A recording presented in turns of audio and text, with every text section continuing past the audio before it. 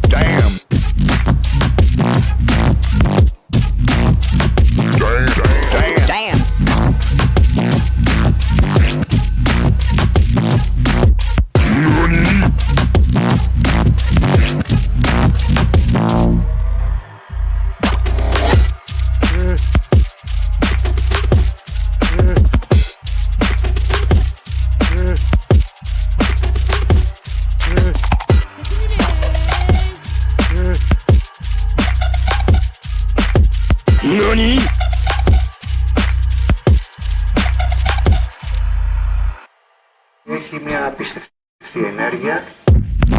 Έχει ενδιαφέρον για τον παραγωγό που το φτιάχνει αυτό. Είναι, όσο και αν φαίνεται μια φασαρία αυτή η μουσική, όμως για τον παραγωγό έχει πάρα πολύ μεγάλες δυσκολίες να φτιάξεις τόσο επιθετικούς ήχους και να τους συνθέσεις έτσι ώστε να έχουν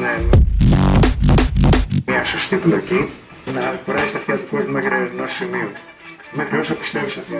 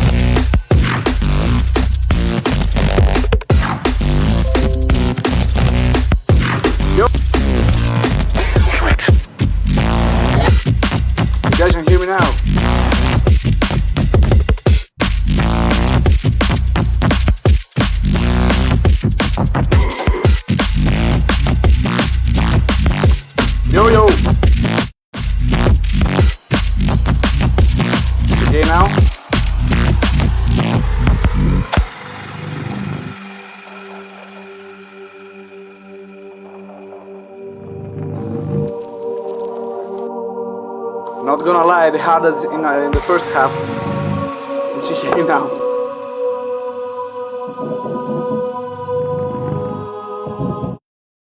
Okay. Whew. This is live. That's some of the downside of it. So yeah,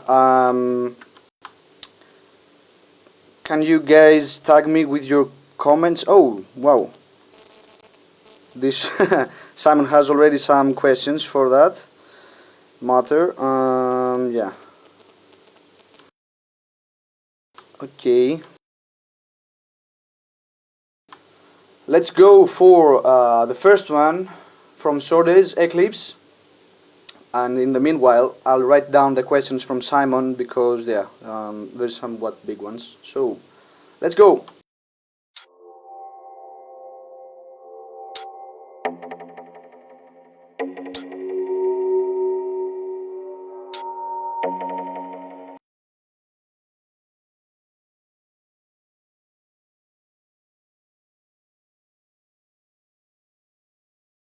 Oh, come on!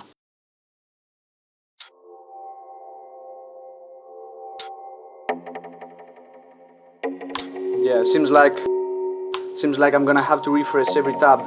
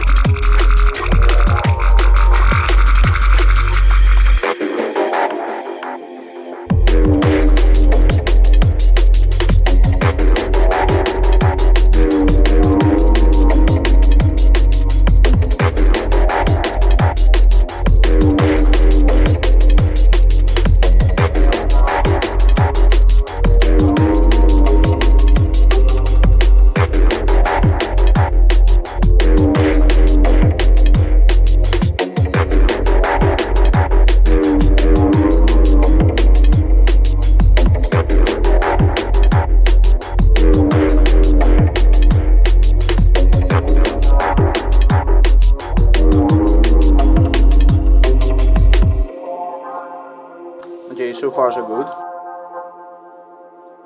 Kinda a long one. Probably gonna have to skip a bit of it because we have a lot of submissions.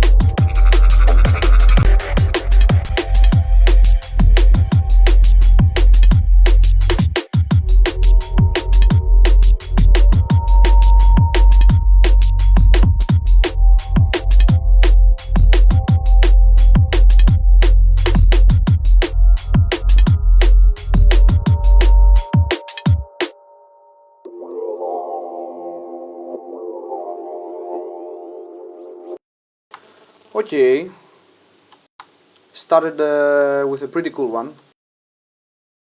Sordez with some deep drum and bass. Overall, a pretty cool track with great ambience.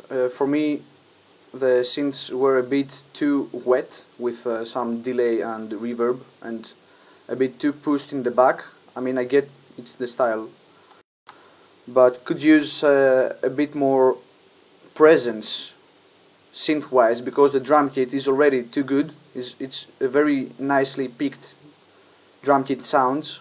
The snare is on point. The ambience, of course, is good. Duration, again, I think it's a bit too long. I mean, I don't see always the point for making 6 and 7 minute tracks.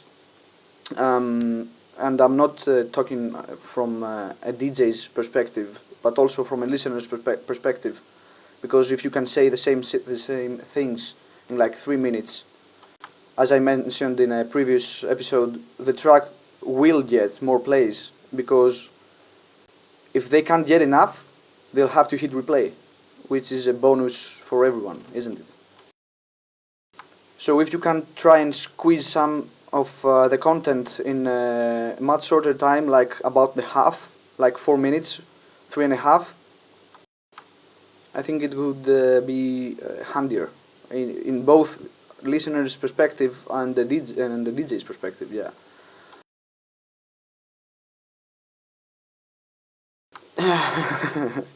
Alex waves the white flag, because as he says, he can't make as good as drum and bass as this, which is a compliment. But yeah, pretty good vibes. Keep at it, man. Next one would be from a dear friend of mine. Like, I know him since I was a child. He's older than me, and yeah, he sent me his first demo. He's from my hometown.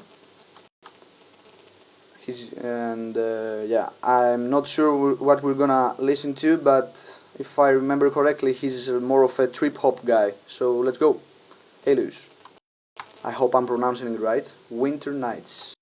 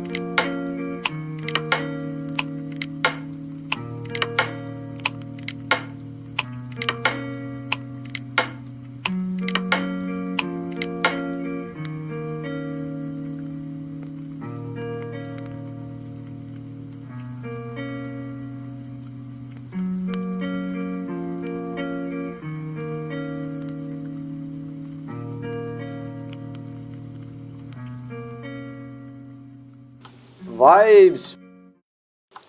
Vibey vibes of the vibes. Gotta love the raining sounds, man. More like a Sunday raining mood, as the artwork also portrays. Lovely mix. I loved how the sub had presence.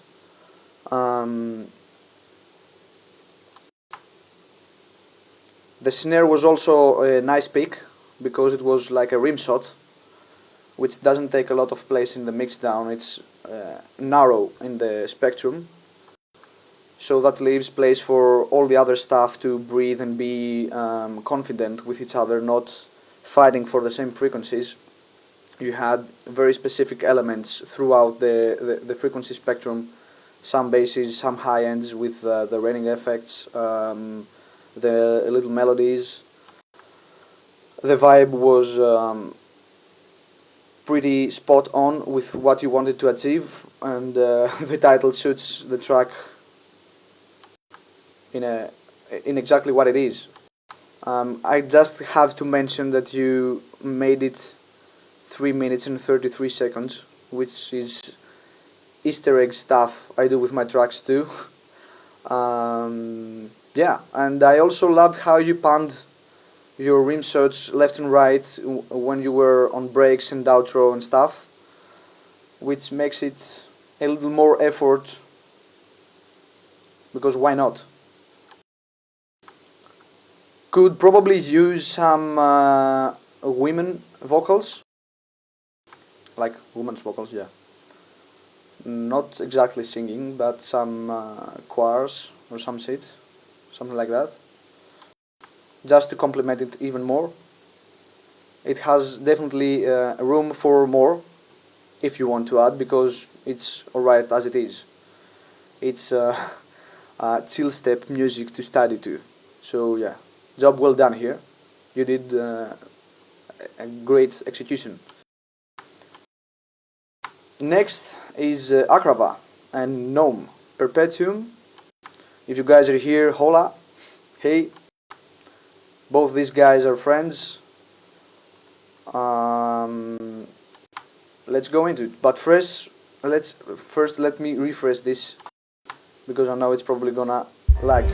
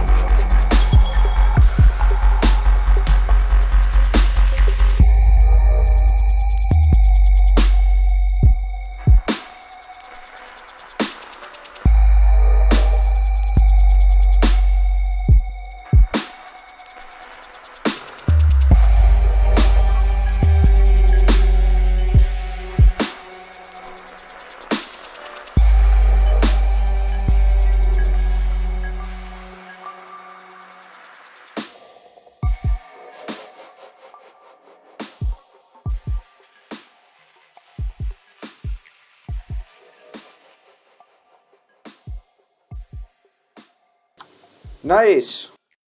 Not much to say about it. It's pretty good for what it is. Obviously it's a work in progress because there's a fade out and it's only 2.5 minutes, which is not bad to be that short, but seems like it's a work in progress. Definitely looking for listening to the full and finished track. Could also use some vocals, like movie samples and stuff. I know you guys can find that. Dark and yeah. Actually, wow. That's a pretty sick artwork here with your names. Whoever did that, yeah, it's a pretty good job. Parental advisory, explicit content. Next, Noisily Infected. I'd like to mention that so far it's like we have some weekly subscribers, some shit. I mean, Akrawa, Gnome, Noisily Infected, Fuschia, and Cyberoptics are more or less like weekly subscriptions. Like, yeah, they keep sending stuff and we love it, so keep doing it. Let's go with the Untitled one.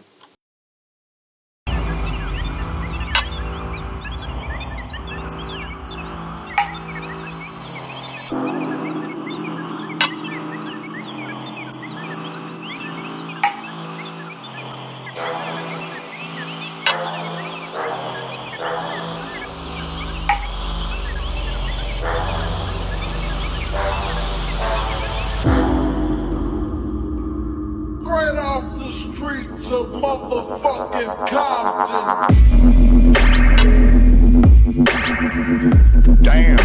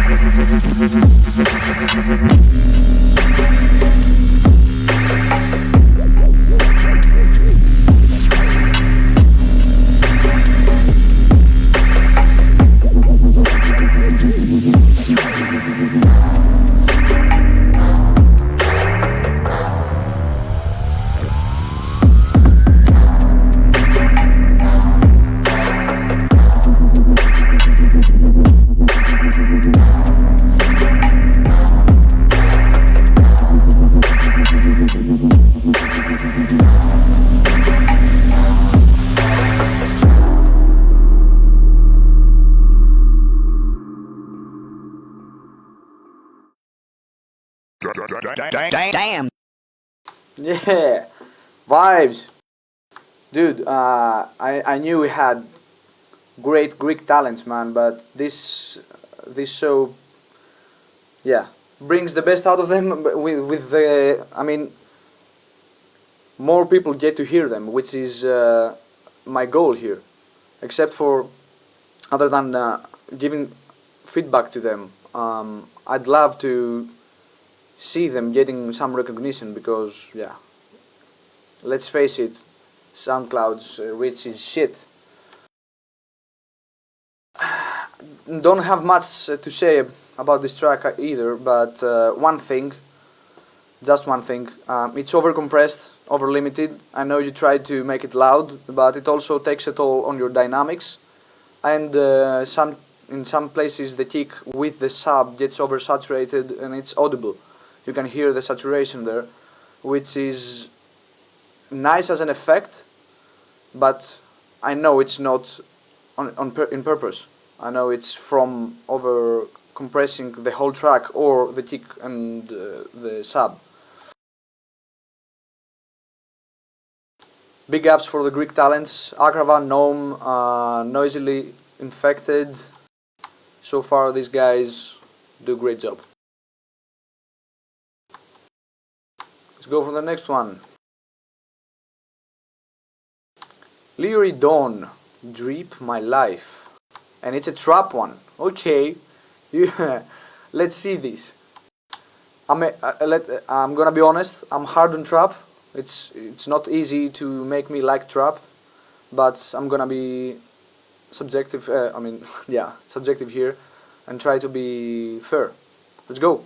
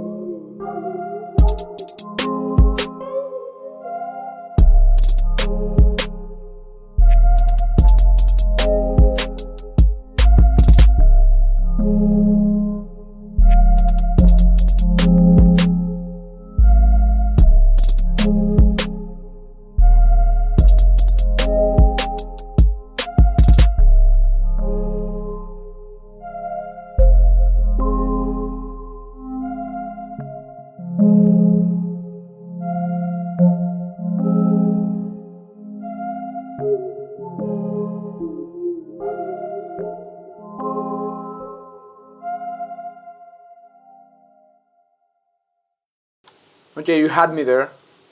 I mean, yeah, it has trap vibes, but not the kind of trap vibes that I don't like. This I like. There's like a synth on 8th second right here.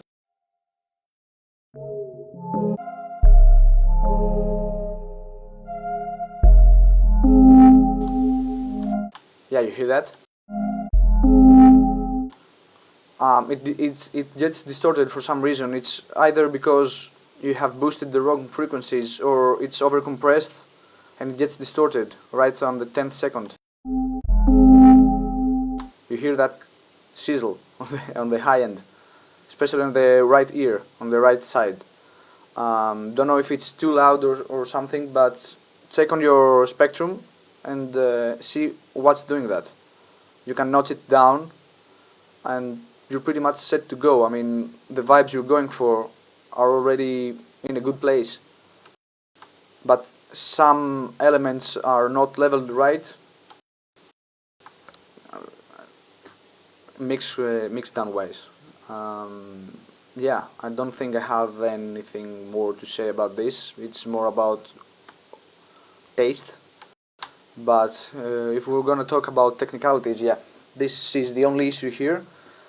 So I don't think it's hard to fix. It's very easy to fix and you're set to go.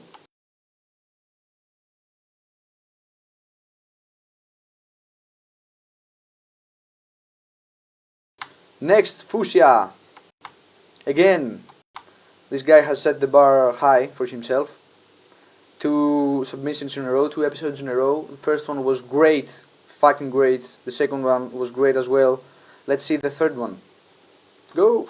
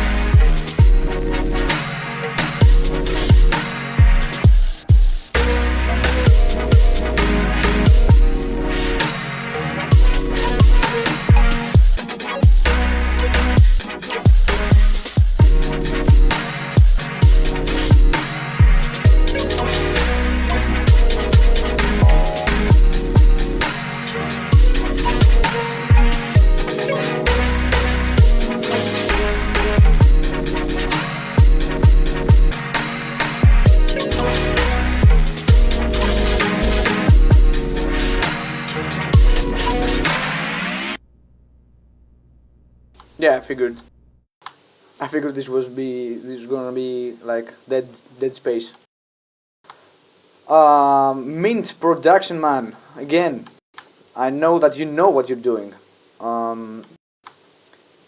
I just can't say how much I appreciate producers that take the time and get the second part of the track and totally switch it and actually fit two tracks in one. That's how you make long tracks.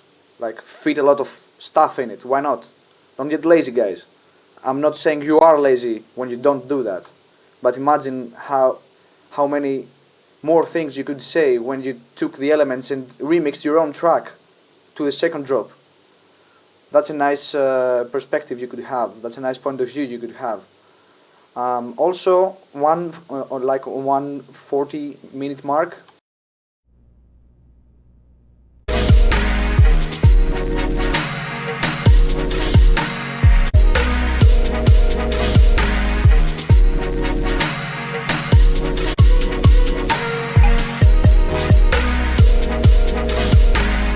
Yeah, scratch that. I heard a glitch, but it was probably like a processor or RAM or buffer shit.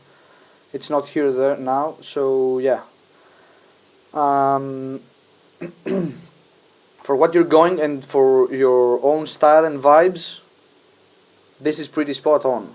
I mean, I don't see much room for improvement. There is always room for improvement, but that's on you now. That's not something I can point out.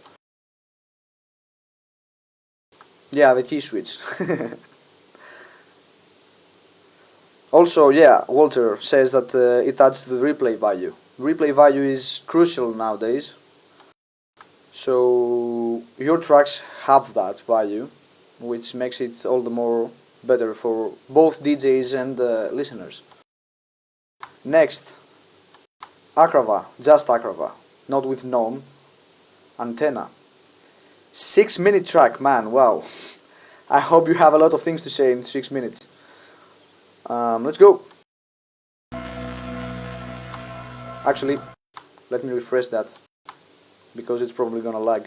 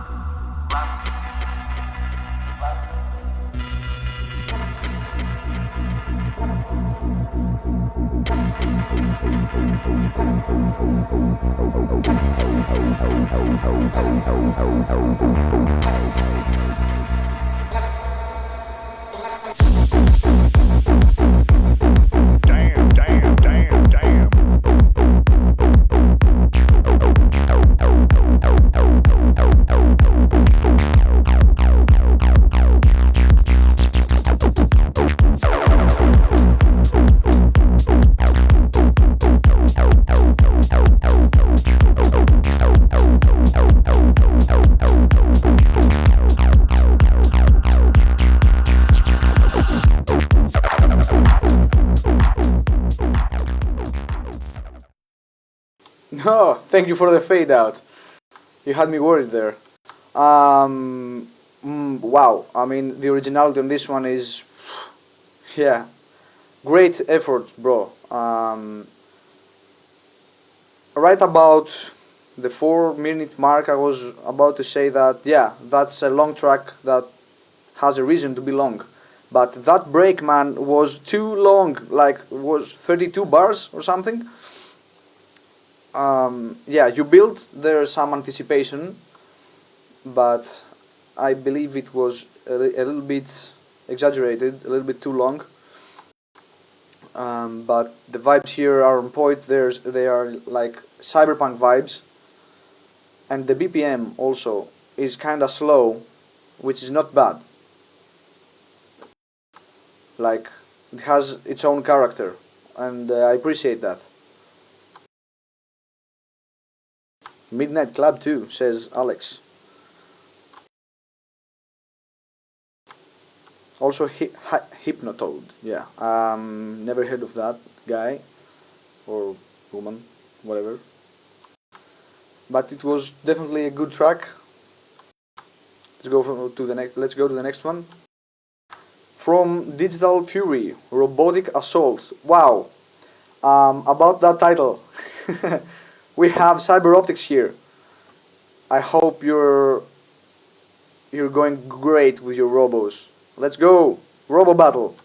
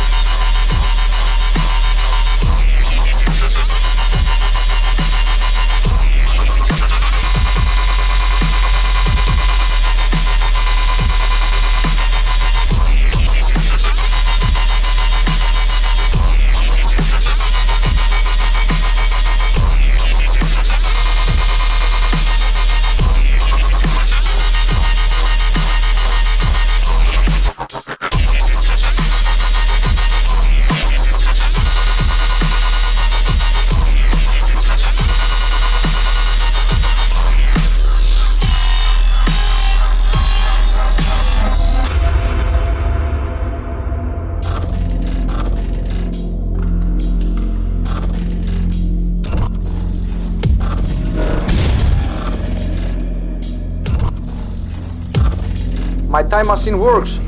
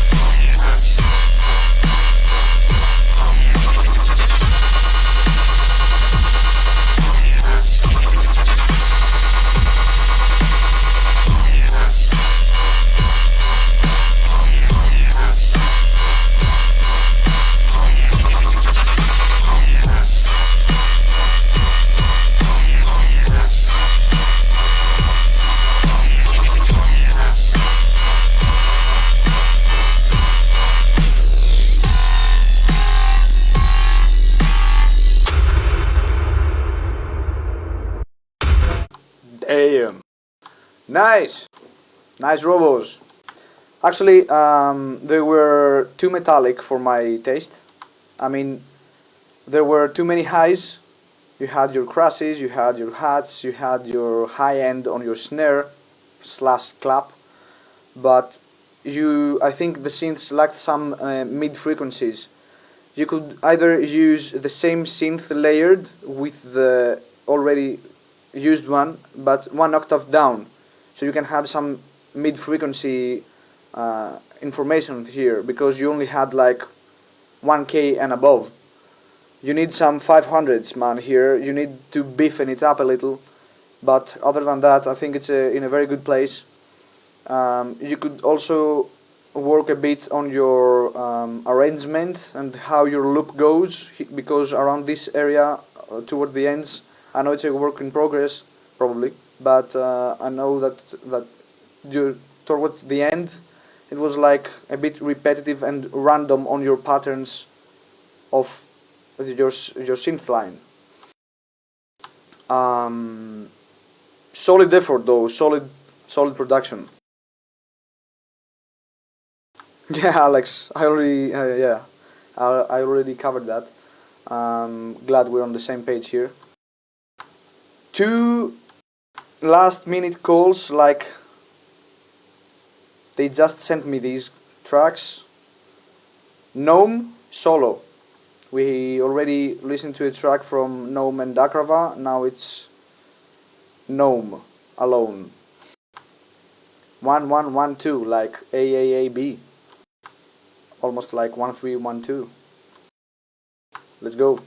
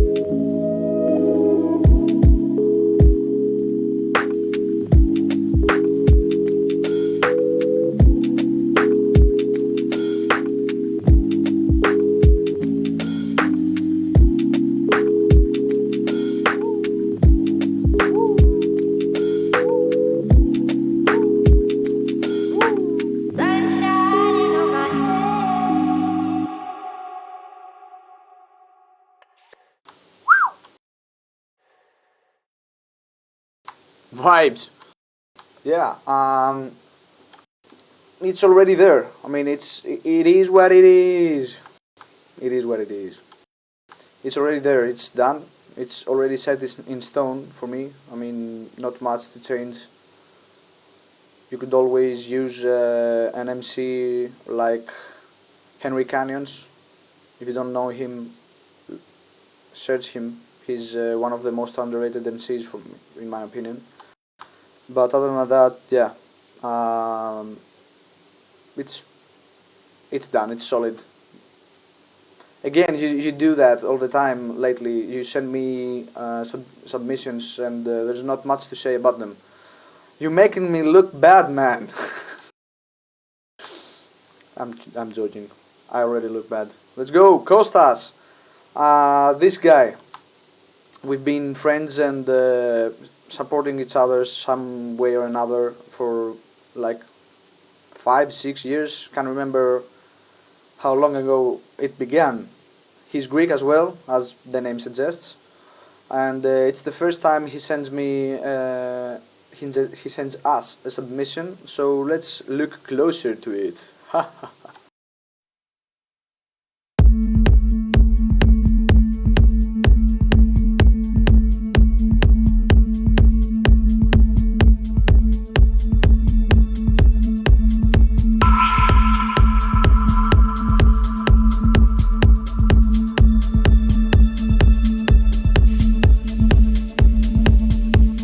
Again, I'd like to remind to everyone that this has no genre boundaries. Everything can work.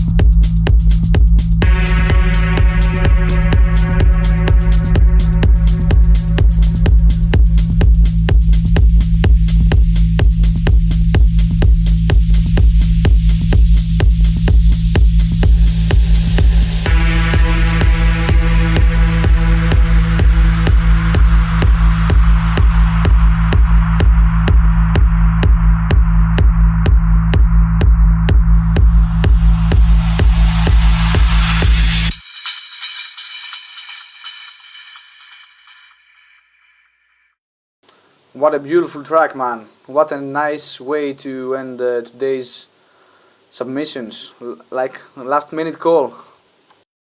Um, it's it's at a professional level. I mean, for what it is and for the genre, it's top tier, as already mentioned in the chat. At some point around the mid of the track reminded me of Tiesto's 10 Minutes Before Sunrise, I think it's called the track, which is one of the best tracks he's made, like, ever. After that album it was only downhill for him, in my opinion, because he was going only with the flow. But this track is not about him, this track is about what you did, and it was a very well executed track. I loved the whole ambience, the whole set of feelings it gets the listener to. So, thank you again for the last call, last minute submission.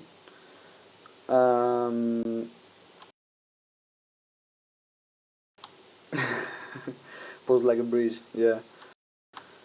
Thank you, Kosta. Next, this is Cyberoptics Bandcamp. Let me remove the URL hide sheet. Now you can see the URL here. You can go and follow the man. He's making great music. You already know who he is, what he did in the past. I mean, he's still on it, even in a different direction. He's doing a great job.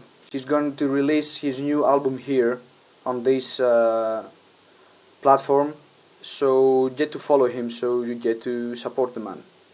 Thank you, Alex, for joining us. Thank you for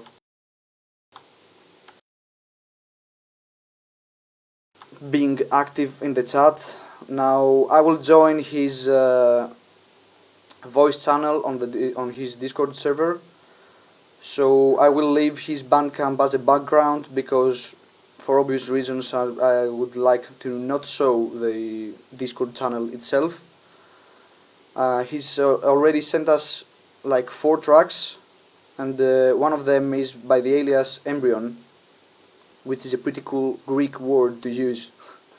So there's gonna be like a minute to synchronize with the new audio. We're gonna switch over to Discord.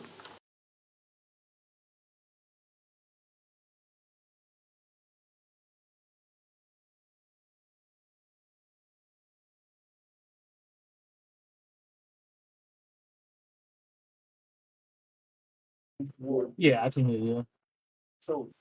Yo. Sorry, I just didn't know if there was going to be like feedback from my speakers.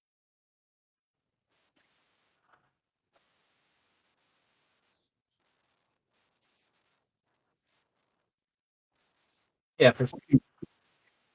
Oh, doing good. Feeling a bit better than this morning.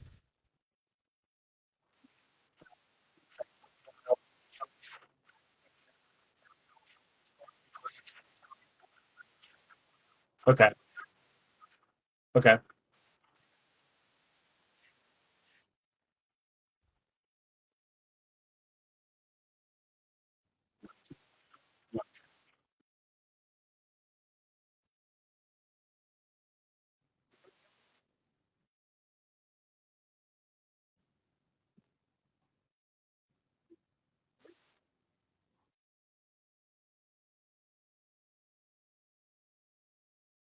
So no audio from me.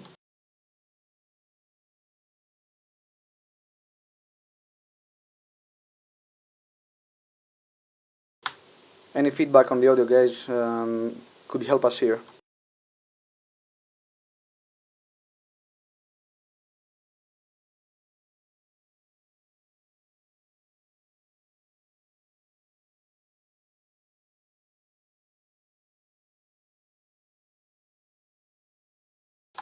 Okay, so it seems like I'm gonna have to use double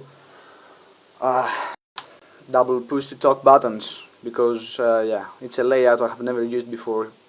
being on a voice chat while on a stream.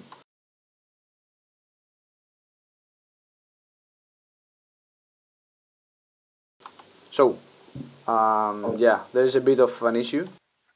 Okay. Nothing we can't resolve here. So yeah, would you like to start with any information or whatever would you like to share with us? I mean, other than I've just kind of been, taking my time, and I haven't put out at least released anything in a while, and at least a handful of months, maybe like 6 months or so. But pretty much all my production time has been going into I'm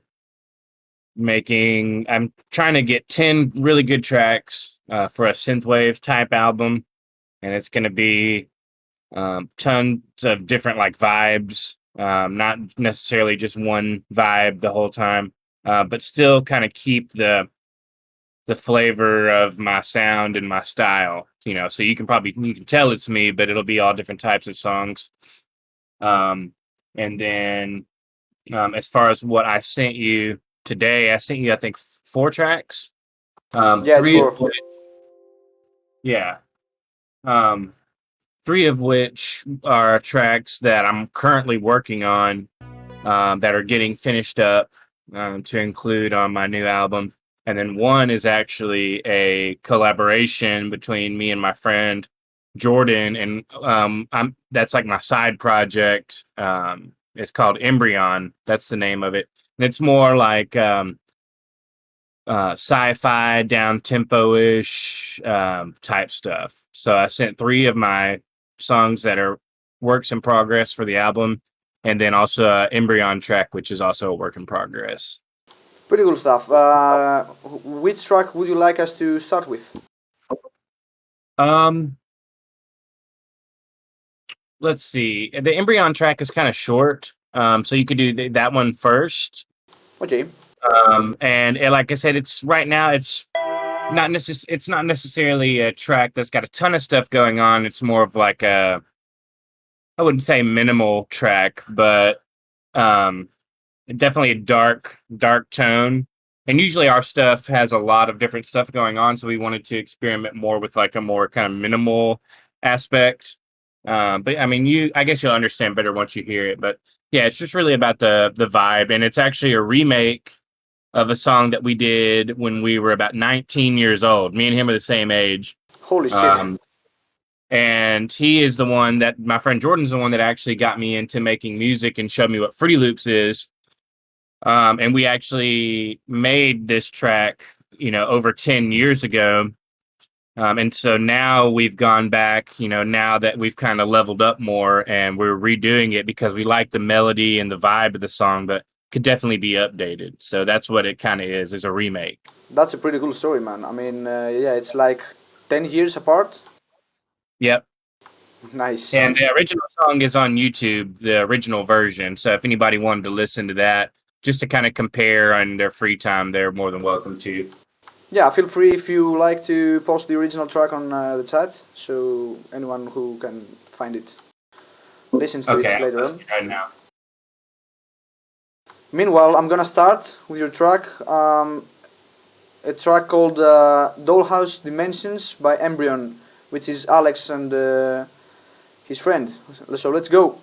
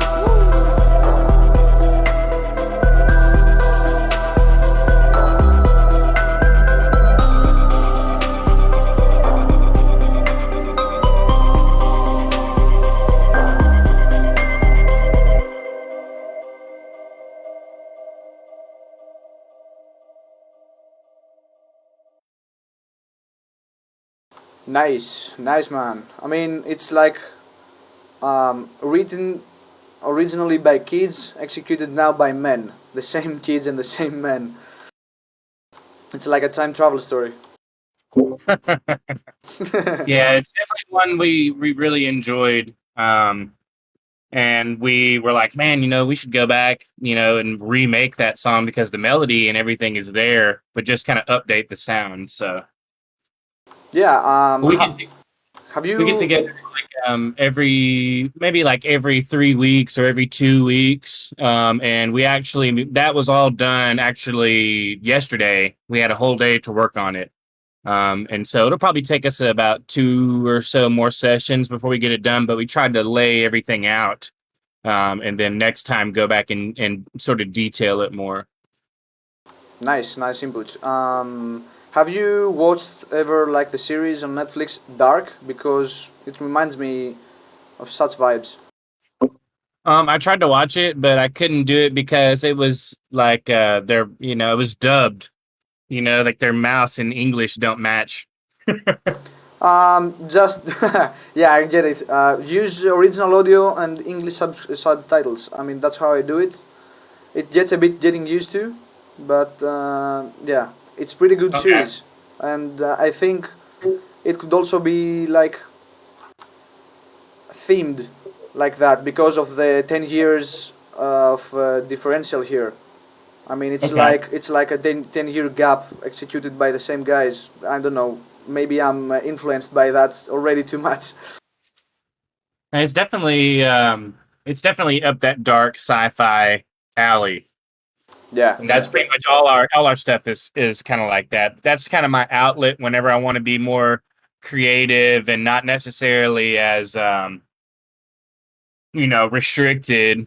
Um I like doing that stuff because it gets a lot of my creativity out, and working with my friend Jordan, he writes music different than I write it, and it's nice because we come up with ideas that neither one of us would have thought of. So it's nice to work with somebody and kind of evolve that way. yeah. You hit way too close at home here because recently I started working again with two friends of mine, and they go to directions and they do stuff I would never do because they are wired differently. They work differently. They perceive everything differently than me, and me from them. And that combination could work wonders if the chemistry and the friendship is right. Yeah, exactly. Can you hear me? Yeah, I can hear you. Can you hear me? Yeah, it's good too. So let's go to first couple of questions from what I've written and some of the guys here sent me. Okay. Simon says, favorite Cubism track and why is it overflowing? My favorite track from you would have to be like from way back, and it was Reactor. I really like that one. Whoa, yeah, Reactor. Yeah, that goes me, that gets me back. I mean, that I track. like the sound design and the synth in that one. Fun fact on that: the synth was like an overstretched vocal or something that was overprocessed with effect tricks like tonal delay and stutter. Just that. It sounded dope. I remember I could definitely hear some tonal delay on it, but it is interesting making a synth from a wave sample like that for sure. Yeah, it was like half a second sample, and I stretched it to 4.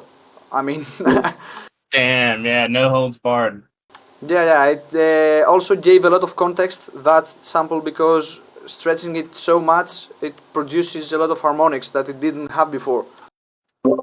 Oh, nice, gotcha. Almost like a granulizer effect on it. Exactly, yeah. Also, his second question was like you and Dijasta were like big on the Robo game, but who was your biggest inspiration on that style? Um, to be honest, I have a lot. I mean, I have to credit 16-bit because the first time I ever heard dubstep, I was at like a legitimate rave, in St. Louis at a old art factory, and it was called, oh man, what was that called? Psychotronic was the name of the rave, and this I was about 17, 18, and we drove up there for it. And I mean, it was so like you had to like just kind of ride. There was like no directions for it, nothing posted up about it. You had to drive around and just kind of listen with your windows rolled down to find the place. So we found it, and I was into like trance and hardstyle at the time. You know, I was a young high school kid, and that was kind of like the electronic music that I had kind of gravitated to. And a guy named Propatings was playing, and he dropped 16-bit chainsaw calligraphy. And I heard that at the party, and I was just like, dude, what the fuck is this? So I went home and I typed in chainsaw dubstep, and that's how I found 16-bit. And then from 16-bit, I found Excision, and of course, like the Excision, Shambhala, 2009, 2008 mixes. I got into those and discovered so many different artists like Liquid Stranger and all those guys. And that's what kind of... it fueled you. I just felt like, you know, it's like, damn, like this is something brand new and I'm totally into it. And that's kind of when I started trying to make that stuff. Was listening to those mixes, the Shambhala mixes. Yeah, I believe getting baptized on the genre, on like dubstep of that era, right in a dubstep rave was something else. I mean, my first rave was back in 2010. It was Borgor in Athens. I've never heard of dubstep before in my life. Like, I heard like 1-2 Rasco tracks, and I wasn't impressed because I was deep in techno and progressive house back then, and I went there with a couple of friends, heard Borgor, and then and I was like, what the fuck? Yeah, dude. So I feel you 100% here. One fresh question here by Jim. Who would you like to collaborate with? I guess it would depend on the style of music. But I mean, since I'm into synthwave and stuff right now, there are two guys who I really look up to and get a lot of inspiration, and like they're, in my opinion, kind of like the gold standard of that type of music. And one of them is called Mega Hammer. It's all spelled all caps, Mega Hammer. And the other one is Midnight Danger. And those two guys I would really love to do something with. I listen to their stuff like all the time, so that would probably be the two people who I would, right now, as far as what I'm making, would like to collab with. So it's on the same spectrum with you. Right. Okay, cool. Shall we go to the next track? Let me pick for this time. I'll pick Neo Tokyo Work in Progress. Anything you'd like to say right now? Actually, no, leave it for after. Let's hear it first, and you can commentate on it after we hear it. So okay, let's go. Yeah, just know it is a work in progress. Yeah, I think the title says it all, but they can't hear, they can see the title, so I have to mention it. So okay, let's cool. go, Neo Tokyo.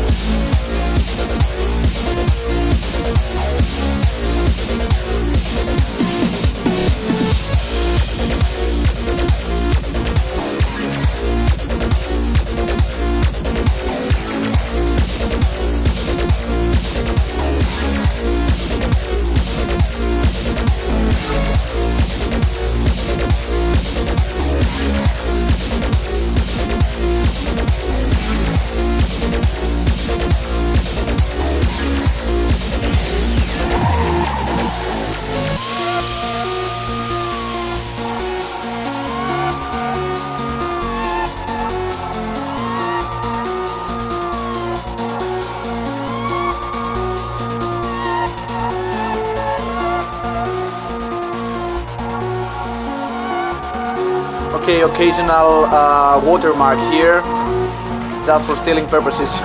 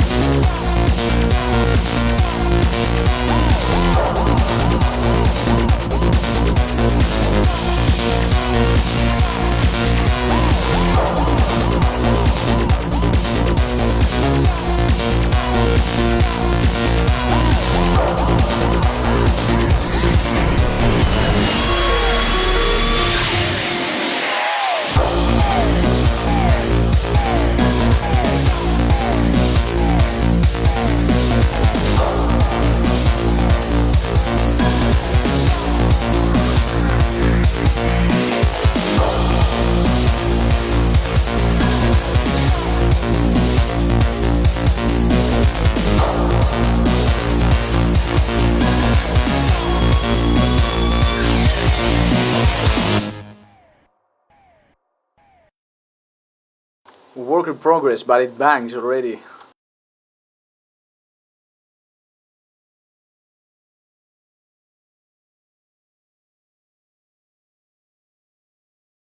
Yo, Alex, when you're ready. Yeah, sorry. I guess the stream is like a couple seconds behind, so it was still playing. I guess when you were finished. Yeah, I know. It's something we have to bear with. It's like how it works. I loved how you went halftime, like during the last section there. More like a dubstep vibe here. Right. Any inputs on this current track? Me or chat? No, you. I mean, it needs some more love in the transitions and maybe some edits at the end of the measures, like some drum fills or drum rolls and stuff. That's really kind of like my main thing I'm going to tackle when I go back to work on it is, stuff like that, just to kind of keep it fresh throughout. It does change up a lot, but could definitely have more details at the end of the measures and stuff. So that's what I'm going to be working on that. Yeah, keeping your ears peeled, like stimulated. Yeah. Pretty cool. You have these are like 3 tracks. You showed us last time 3 more. It's gonna be consisted of 10 tracks. You mentioned. Yeah, it'll be 10 tracks and maybe a bonus track.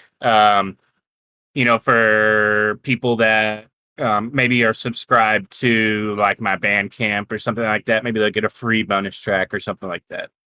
Yeah, free is a great price. Right. First question here by Nikos, who's fuschia. We already heard the submission from him. Yeah. Can a producer survive by making music and not DJing, which is a hard one? I mean, they definitely can. Would I bet my bottom dollar on it if it was me? It would depend. It would be a smart thing to have something that you're pursuing in the meantime.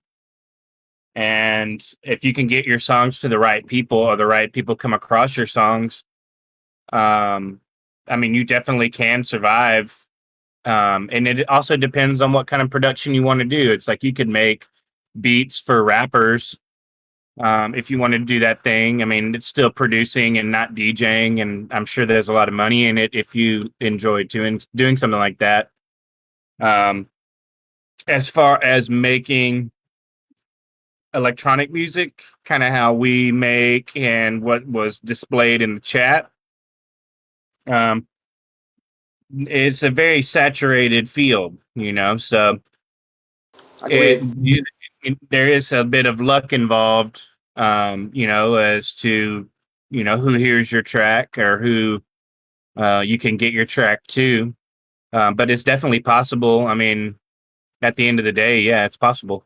I think it's key now that we have like Patreon and similar platforms that you can go and start building your own audience and your own income, because like 10 years ago, being a DJ and a producer, the DJing was the income. I mean, you're not Madonna, you're not Tiesto, you can't sell that much, so the income always comes from gigs. Now that gigs are out of the map for now, hopefully not forever, building something like a Patreon account and working on your social media skills, because just working on music is less than 50% of the job.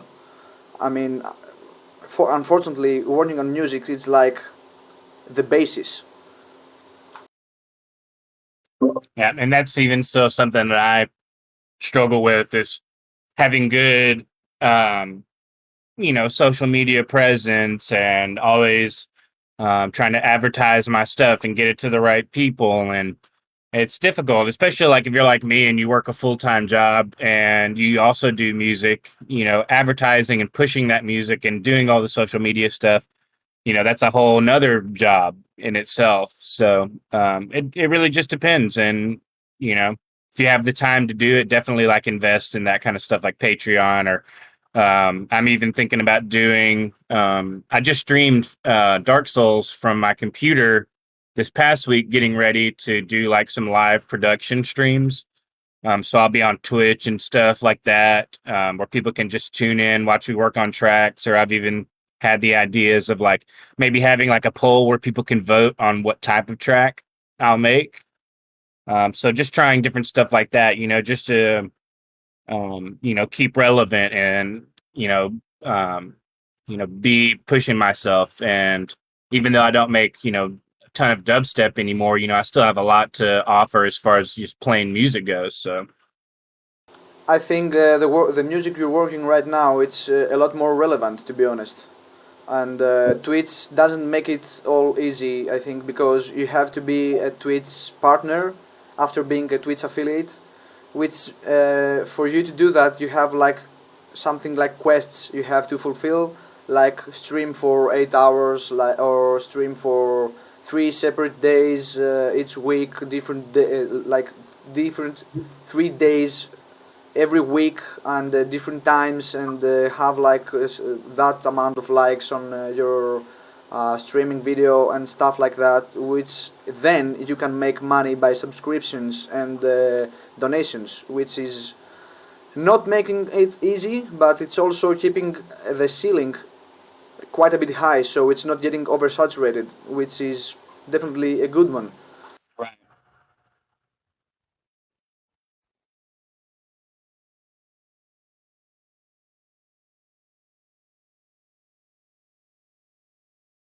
Yeah, says Nikos says like his nightmare is being active on social media, which is, as you said, a totally different job. But we started as producers like a decade ago or more, because yeah, it's definitely more. And now we have to be like a one-man band and promotional team and manager and booking agent and so many stuff that definitely you can't do all of them right. It's a lot of work. I call it making the pizza and delivering it too. Yeah, which in many cases, if you see like good entrepreneurs and business owners, they do that because they have more control in their policies, and that's how most great things start. They start low, they start with a lot of work and a lot of patience and time. And Nikos also mentioned luck, which, yeah, it's important to be lucky, but in order to be lucky, you have to also play with the percentages and the chances. You have to like try a lot of things so you can have luck with your side. That's right. And like I said, it's something that I still struggle with. We all do. We all do. I Yeah. mean, it's not easy. A couple of questions I've written down for you. You started as a dubstep producer, at least that's how we know you, as Cyberoptics. What made you branch out? Well, there's a couple of different reasons. I think with the way that music is today, and you compare it to music from 30 to 40 years ago, when people would make a good song, you weren't just able to listen to it over and over and really kind of wear it out in a short amount of time, because you would either have to get the vinyl record or hear the song on the radio. So it was more of a commodity years ago for good music to last longer, because people didn't get tired of it as quick. And now it's, whenever something gets really big and people are on the internet, you see it everywhere. And it just kind of, gets run into the ground, and what makes it special kind of wears off. And I feel like that's what happened with dubstep, is it had such a boom and it was so big that it was just too much too soon. And a lot of people got tired of it, and it became more of a mainstream trope. And it became to the point where, when people would ask me, oh, well, so what do you do? And I tell them, I make electronic music. And they're like, oh, what kind of music? And I'd say dubstep. And then their response would be, oh, like Skrillex? And I would, and they'd be like, no, not really. But I mean, and I don't have any like dislike for Skrillex. Like, he did what he did well and got as much out of, the big boom of dubstep as, anyone could have hoped to get. But it was almost kind of like the backlash of disco. It's like disco was big, and then all of a sudden people are burning disco records because they're sick of it, and it's it's kind of worn out. And it's not that I would necessarily make dubstep whether it's worn out or not, but the sound also kind of got worn out to me personally. If I was still really into the sound, I would still be making it now. But, 10 years later, it's like dubstep has changed so much. It's very, rhythm based, repetitive, heavy, very, very, very heavy. And it's something that, I mean, I can listen to one or two tracks, but, I would go to shows, and there would be people, and the song, they'd be big DJs, but all the songs they'd be playing, like, they just had no soul. It was just all so heavy and in your face, and every kind of all the songs kind of, ran together as one big heavy, fuck fest, excuse my language. But, it just became something that it just wasn't for me anymore. And I still like making music. It's it's kind of like video games, or it's your chance it's your release, and it's something that I can clear my head and do, and I enjoy being creative. And that's why when I discovered synthwave, it's like, trap came along, I didn't really feel that. There's been a lot of music that's come along, and it's just not for me. But when I discovered synthwave, it was something where I felt like it was, I was meant to make that because it fits my style well and my melodic tendencies. And I'm a sucker for like the classic 80s stuff, because that's what, as a kid, I was born in 1990, so I missed out on the 80s, but the stuff that I grew up with was a lot from the 80s. And so it kind of has that nostalgic effect for me too. But it's just something that it came along, and it's new, and it's kind of relevant, and, I'd kind of be dumb not to hop on it if I enjoy it. Totally agree, man. I mean, from like a point onwards, it was like sound design competition on dubstep. They left the rhythm out. They left the soul of the music out. They left many things that made dubstep great out. So from a point onwards, it was a different thing. Like that's, Right. I mean, that's how it works. That's the evolution of every music genre up until now. But with the help of internet and the explosion of fast-moving music all around the globe, it was the first victim.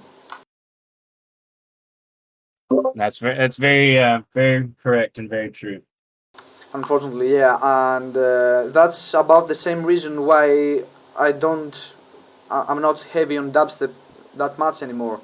I mean, I may work on something, but the stuff I'd like to work, it's already done, and it's already done either by me or by guys like Peekaboo on or Gentleman's Club and guys like them. They do great music, and they have a nice direction on it. But yeah, never felt trap. I feel it more now when I combine it with some other elements like trap and halftime drum and bass. Like when you make hybrid tracks, that's more interesting in my opinion. Yeah, it's innovative and it's fresh, and also it's, don't get me wrong, I still like dubstep. It just has to be the right thing, like that Akrawa and Gnome track that was played earlier. I mean, that track was fire. I love that, and it just has to be the right stuff. It has to be done with some taste, and not so gaudy, and it has to have flavor to it. And I definitely still enjoy it. Um, It and has also a big to part it of has it to have for me something. is Sorry, that, but I think it has to have something to say. I mean, if it's another just another heavy drop, it's already done. You have to either make something that's already done and execute it perfectly, or you have to execute in a medium way something new. right, and that's the thing I enjoyed about dubstep at first was when you could hear the tracks, you saw a mental image. There was a theme to it. Like you said, it had something to say.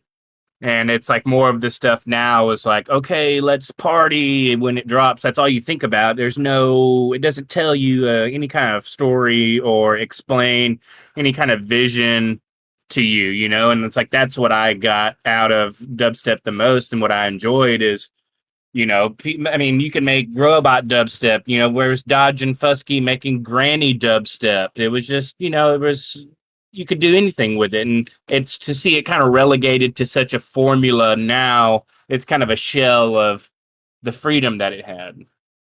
True, and also back then, yeah, grandpa vibe here, grandpa moment. Back in my day, those dubstep producers were like moving the direction of the genre on their own taste. I mean, every big name back then was original. Like Dr. P had a way different sound than Funkcase, and Datsik and Excision had a way different sound than Zed's Dead, and so on. Now, the biggest names have oversaturated sound that everyone tries to follow, except some underground artists that still move the sound forward. Exactly. It went backwards. So I think it's time for the next track. It's either Gemini or Awoken. Which one shall it be? Gemini is one of my more recent ones, and it's probably the most light-hearted song, feel good, almost motivational track. So after like kind of the more fast-paced, heavy, dark track of Neo Tokyo, I think it'd be a good one to insert in the middle here of the last three. Okay, let's go.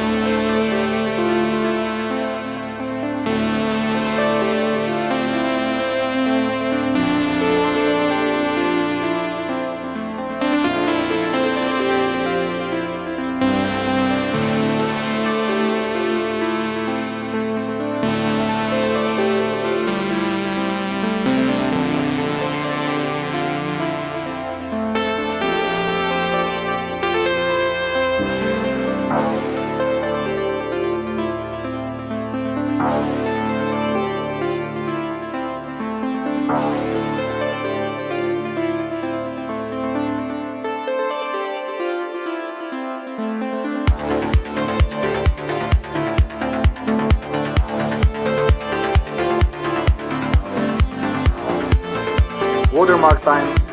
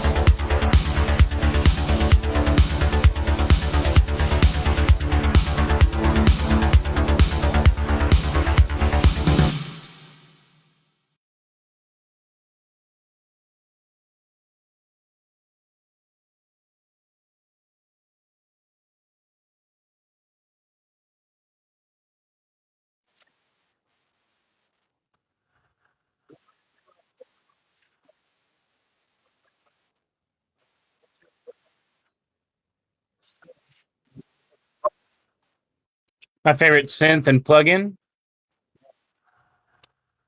Well, I actually recently downloaded or got Serum. I'm a bit late on that. I've still been using Massive this whole time. I've really been liking Serum. I wouldn't say I've played with it a lot enough to say it's my favorite. But for synthwave, my favorite is a plugin called Silent One, and it's great. Yeah, it's great for synthwave. I like it a lot. I make all my mid-range basses, like the stuttering type bass lines, and a lot of the synths actually come from Silent One. And an underrated one is a free one. It's called Synth One. I know it sounds very similar to Silent One, but Synth One is also good, and I use it a lot in synthwave. And as far as plugins, really, like as far as effects plugins, I don't really use too many crazy ones.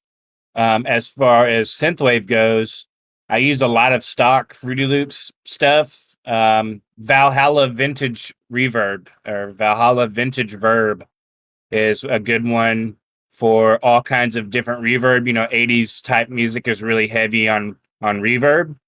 And that plugin does really well.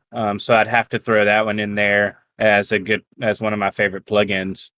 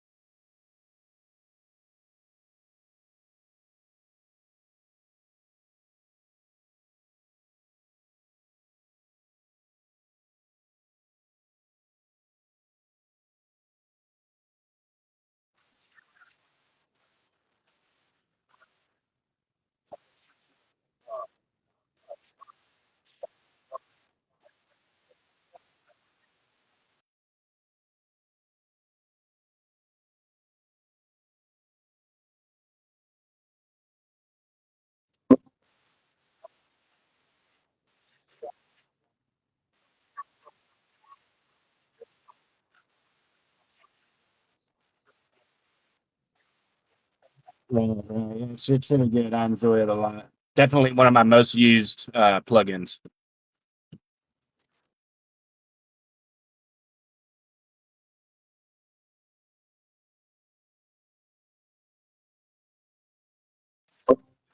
Yeah, you were asking if Silent was? Hello?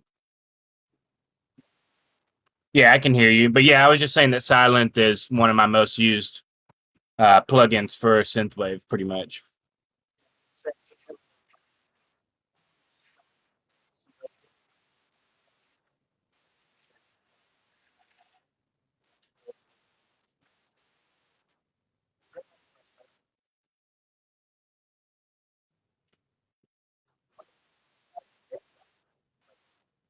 My daily life?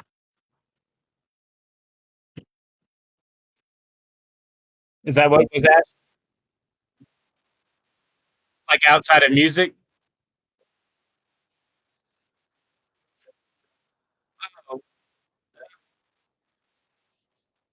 Uh, I mean, not necessarily any routine. I still work a regular job full time. I just got married in September, so that's been like one the biggest thing that's happened to me this year. Thank you. And we got a new puppy. Our dog. We have one dog already, and we decided to get her a little friend. So we got a new puppy recently. Um, I mean, but other than that, just staying busy at work and come home, work on tunes, play video games when I can, and party on the weekends.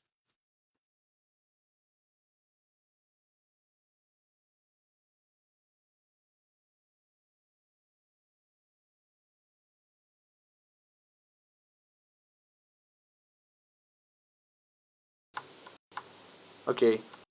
Okay, yeah, my audio was out again for some reason, making me look like a fool.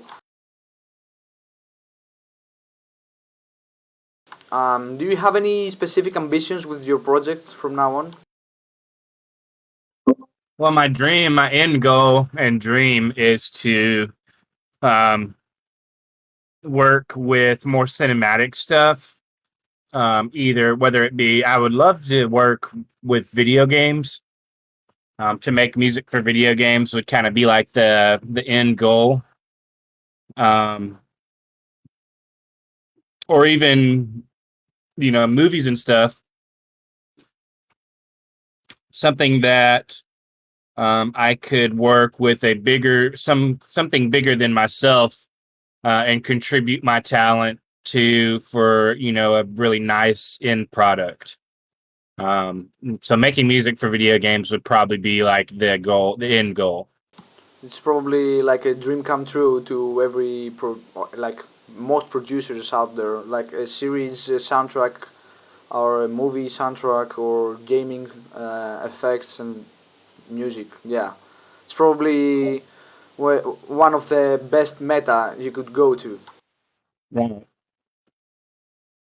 Like Eamon Tobin has already done quite great on his career. He's a legend, and he's been doing it for a very long time. So, yeah, have you heard his music with Thijs from Noisia? They've made quite a lot of tracks together. I don't think so. You should you should check them. I mean, they've made tracks. Eamon Tobin has made tracks with Ivelab, with Noisia, and now with Thijs alone as a duo, but not a different alias. It's like Eamon Tobin and Thijs, and they do a pretty good experimental job on almost every case. So probably a good listen for your ears. Okay, cool. Who was the person? Thijs. The you mean the Thijs? It's Thys. It's 1/3 of Noisia.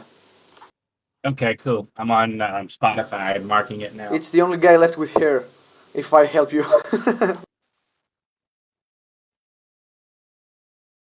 Shall we go to the next track? It's probably the last one. I don't think you're gonna send any more.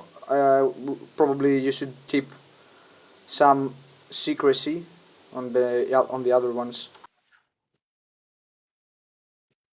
I think it's the track Awoken.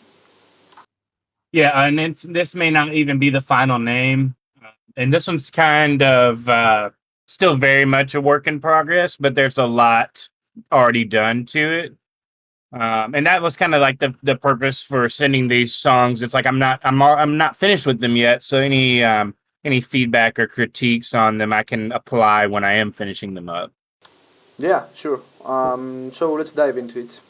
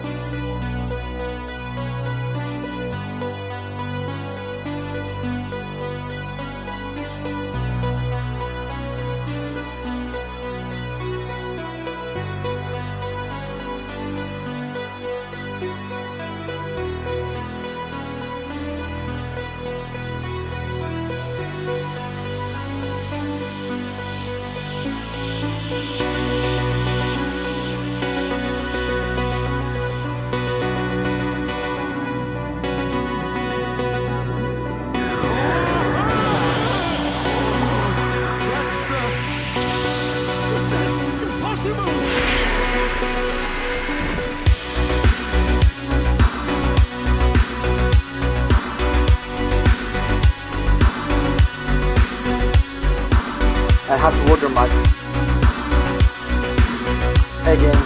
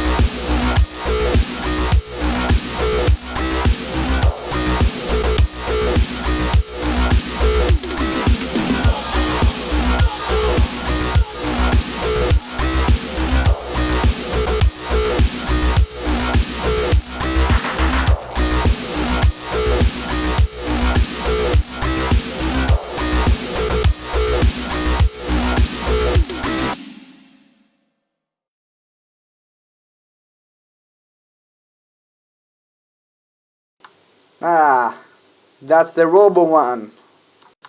I knew I heard this before. I mean, you showed this to me when it was like in an earlier Yeah. stage than this, and I remember quite well that I was like, okay, more of these Robo implementations on your tracks, please. Indeed. Yeah, yeah. And that's kind of what I've been trying to do is slowly kind of incorporate things from my past into this new album, which, kind of combines elements of dubstep and robotic and sci-fi. Um, and that's why my album is called Resurgence, because it's not only just a resurgence of kind of like the 80s synthwave music, but it's a resurgence of myself and my sound as well. Yeah, I can see, man. That's a great vision for your album, and it kind of ties up nicely together to use robotic sounds in an era that's more and more technological, and also the genre itself. It relies heavily on retro style and also on futuristic style at the same time, which is a nice contrast. Exactly. You So, hit the nail on are it. you going to play Thank you. Cyberpunk?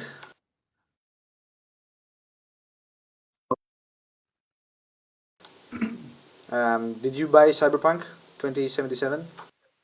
No. Long story short, I was thinking about getting it. I have a PS4, but I heard that the PS4 version was not great. But I don't have a PS5 yet. I actually have all the new parts to replace inside my computer. But I don't want to do anything to my computer until I finish all these songs. Because I have to replace the motherboard, the processor, the heat sink, the RAM. I have to replace a lot of things on it, and I don't want to mess up my computer to where I lose anything as far as music goes. So once my album is finished and the songs are sent off for mastering, that's the first thing I'm going to do is upgrade my PC, and then it'll be able to play games like Cyberpunk and stuff a lot better than it probably could right now. That's that's a way better reason to not play Cyberpunk, unlike myself, because I haven't played it yet. Because I pre-ordered the physical copy, which is yet to come. Oh, that's how you ordered it, yeah, and it hasn't come in. Yeah, I saw that, yeah. that sucks so bad, man. I mean, I paid the store on June, and I did that so I can have like a solid copy, a hard copy, in my house, like on the release day. And Right. they have failed on so many levels. I even ordered another one as a gift to my girlfriend, and I ordered it on November. She already got it from the same store. Oh, wow. Yeah, so they're just messing up then. Yeah, it's a totally screw up on their end, and I'm pretty sure they're not gonna even make it right. Yeah, that's the worst. That's how it works. And we live in a day in this, especially this year, where everybody does most of their shopping on the internet as well. So, as I would figure it now, people should be held even more accountable because that people a lot of times don't have the choice to just go to the store and That, buy their game that was the in original person. plan. The original plan was for me to get a message, like an SMS or a phone call, like, come get it. And I would go to the store, pick it up, and leave. That was the original plan. And we're on lockdown right now, so they had to deliver it to my house. And that's yet to happen. Yeah, it's like kind of more of a last minute thing, so they're not prepared for it.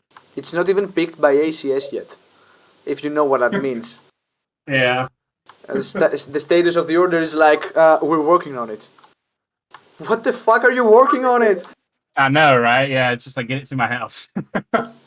It sucks so bad. But on the other hand, me not having a great graphics card and a great monitor kinda works because also the game has a lot of bugs. So Right. all the other guys are kind of debugging it for me. So Right. and Yeah, for, that's how and I'm for seeing you. it. Yeah, exactly. And it's pretty, actually, it's pretty bad to see the game having so many bugs when they already told us that they worked so hard to not have any. I mean, yeah, Well, I mean, sucks to be when them in a sense. It right, sucks to be them, but yeah, it's only they're only humans. They can't do. right, and especially it's a game that has a lot of stuff going on, and I'm sure they did need more time. But it's like either way, it's like they release a game and it's not necessarily bug free, or they push it back and just piss more people off. So it's kind of like they're screwed either way. Yeah, they overhyped it. I mean, they set the bar too high for themselves, and they knew most people, like not most people, but a good portion of them would not be satisfied, no matter how good it was. Right, exactly. There's a game for the PS4 that was supposed to be released on PS3. If you've ever played the game Shadow of the Colossus, um, there was a game that was the sequel to that game called The Last Guardian, and it was kind of like Cyberpunk, and they eventually finished it and released it for PS4. But it was with so much hype, it was impossible for it to live up to the To the to the hype. expectations of people over an entire generation of a console. Yeah, it's a weird industry to be in because there's so many aspects to work on, and it's kind of growing to be one of the biggest industries right now, which can lead us to some interesting conclusions and interesting paths from now on. Right. I just wish that they would get rid of the pay us real money for shit that should be in the game that you can actually earn through hard work kind of deal. Yeah, yeah. Anything else you would like to add up on your forthcoming album, since we have to wrap it up? Other than, it's coming out sometime around, I would say realistically March. Maybe before that, depending on how much I get done. But in the first part of next year, it will come out. And then, like I said, I'm able to upgrade my computer and stuff around then. So my main focus is just trying to get it out and get everything correct and get everything mastered and do it right. Really, exhaust all my options as far as promoting it. Because this is the first actual album I've released since Solar, which was like 2013. Um, so I want to make sure that it's done right, and anybody who it appeals to, I want them to have the chance to hear it. Nice. One more question. I remembered someone messaged me. Can't remember who though. You have a track named Balls. How do you pronounce it? Bolse, yeah, Bollse. And that was actually a level on Star Fox 64. It was like a satellite that you'd be flying around, and it was encased in like a force field with a bunch of electricity and stuff. And I felt like the bass line sounded like a bunch of force fields and electricity, so that's why I named it that. Nice. His question was, do you think that's your best work? That song? Yeah. Um, it's one of them, I would say. I really like that song. I made it after me and Current Value worked on a track. And there was a lot of sounds that I was working on for that song that I carried over to Bolse. And so I made those two pretty much back to back. I would say, honestly, like one of my best tracks, in my opinion, would probably be The Secret Garden, just because it was, I wasn't really known for making like deeper dubstep at the time, but when I go back and listen to my music, usually there's times where like, oh man, I wish I would have gone back and changed this or changed that. But when I listen to Secret Garden, there's nothing that I really want to change, and it sounds pretty much, perfect. And that's pretty rare when I listen to my own songs. So I would probably rank that as like one of my best. That's definitely an achievement. Yeah, it's always impossible to be forever satisfied with the track you made. But for me, my favorite track of yours was like the Harlequin track. I mean, yeah, that's a gem. Harlequin Dreams, yeah, that actually the first song that we played, the Dollhouse Dimensions, my buddy Jordan, who I worked on that song with, he also worked with me on Harlequin Dreams. Oh, really? So that's like a nice little fun fact. That's like a pre-embryon track. It was pre-embryon. It wasn't. I wouldn't necessarily say it was pre-embryon, but it was more so of something where I had already kind of done the baseline of the track and done a lot of it, and so it wasn't something that we necessarily started together. But I got a lot of his input on it, and he helped me a lot with certain aspects of it, and so it was kind of more of like a Cyberoptics featuring, Jordan on it rather than like a complete collaboration. But I mean, we had been working on music since, we were in high school. And so that was at least I graduated high school in 2008.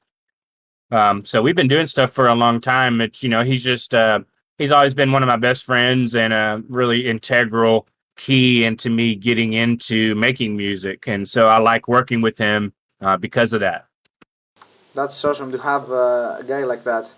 I was always a solo guy until I met some guys here in Athens. We made kind of a super group, you could tell, because we joined forces with like two groups and several solo producers and DJs, and we made something like a family. And up until then, I don't feel alone. That's awesome. Yeah, that's good. It's good to have other creative minds around you, the right creative minds. Yeah, some of them are Gnome and Akrawa, actually. They're what? Two of them are Gnome and Akrawa. You already listened to their submissions. Okay, yeah. Very talented guys. Yeah, I feel lucky we have each other and we can work with each other. And to be honest, every track they send to me to actually present on the live stream, I always hear it there. I mean, I don't pre-listen to it. I listen to it live for the first time. So I can first impression, yeah. So I can have an honest first impression. I'm not playing favors with anyone, but right. That's good. I'm trying to be fair to everyone, and it's one of the guys, one of those two. It's one of the guys that are making music as a trio. Right now, it's still an underground project, still under shadows, but we make pretty unique and densely packed stuff. I mean, in a 3-minute track, you may hear like 10 switches or something like that. It's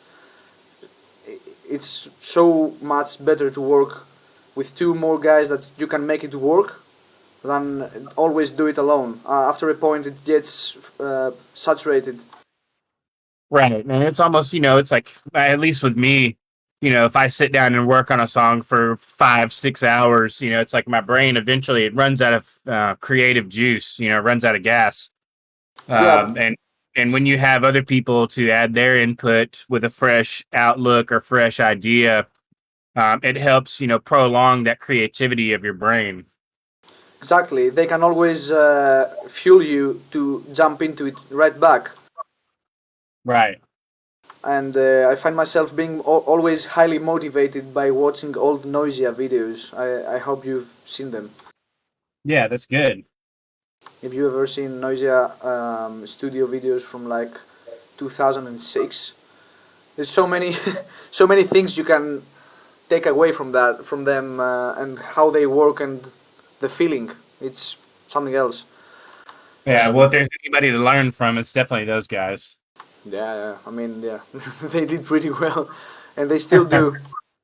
I think that's it for tonight. Thank you very, very much for being on the last episode and on this one, showing us some music. It's always an honor to present music from your end. Absolutely. Thank you for having me. Thank you very much, and thank everyone for their submissions and their inputs on the chat, their comments, their questions to you. And thank you for your time for taking your time to join us here. And thank you, John, and everybody in chat. Thank you very much. Thank you very much, guys. We'll call it a night here. See you next Friday probably, unless Sunday somehow works better for everyone. Don't forget to follow Cyberoptics on his Bandcamp. The URL is there. You can always just type Cyberoptics Bandcamp on Google and you can find him. Thank you very much, and see you next time. Thanks, John.